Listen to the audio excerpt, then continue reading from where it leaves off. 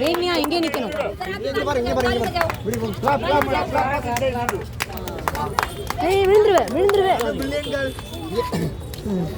இங்க வந்து எல்லா மரமும் இருக்கு இல்லையா, எல்லா மரமும் இங்க இருக்குது. சரிங்களா? ஒரே ஒரு பாடு நான் பாடுவேன், நீங்க திருப்பி திருப்பி சொன்னீங்கன்னா போறோம். ஆலமரம், அரச மரம், வேப்ப மரம், புளிய மரம், எல்லா மரமும் நிறைவாக நிறைஞ்சிருக்கு. எல்லா மரமும்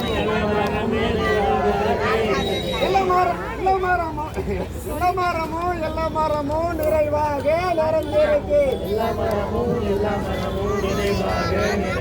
ஆளும் வேலும் பல்லுக்கு உறுதி,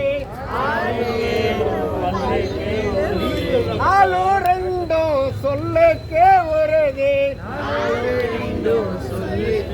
ஆளும் வேலும்னா ஆலமரம், ஆளுங்கிறது வேல மரங்கிறது வேப்ப மரம். ரெண்டுத்துலையும் போட்டு பல்லு வளைக்கிட்டே இருக்கலாம். அதெல்லாம் போட்டு பல்லு வளைக்கினா ரொம்ப நல்லது.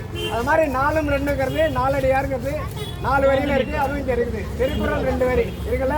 4ம் 2ம் சொல்லுக்கு உறுதி. இந்த மாதிரி வந்து திருப்பி நிறைய சொல்லிக்கிட்டே இருக்கலாம். அடுத்த வாரம் ரொம்ப சிறப்பாக பண்ணலாம். இந்த வாரம் இன்னொரு முடிச்சுக்கலாம். சிறப்பாக அழகாக ஒரு 1 2 3 அழகாக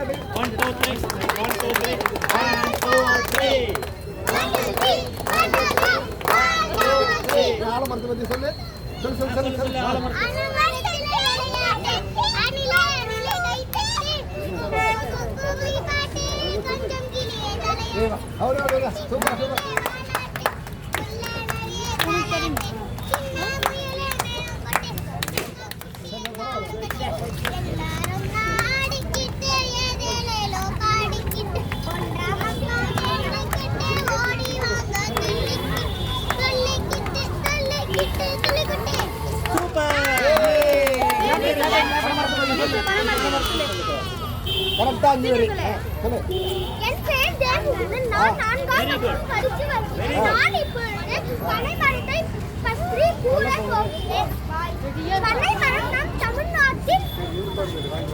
மாநில மரமாகும். பனை மரத்தில்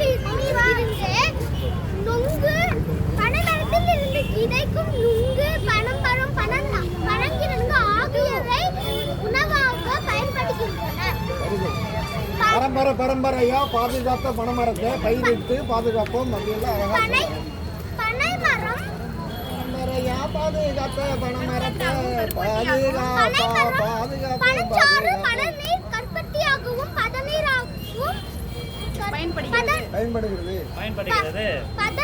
பதநீராகவும் கற்பத்தியாகவும் கற்கண்டாகவும் பயன் தருகின்றன. பனையோலை கூடை பின்னவும், கைவினை பொருட்கள் செய்யவும், கூரை வையவும் பயன்படுகின்றன. பனைமரம் புயலை தாங்கும் வலிமை உடையது. பனைமரம் நிலத்தடி நீர் உயர காரணமாக உள்ளது. பனங்கொட்டை சேகரித்து குளம், குட்டை, ஆறு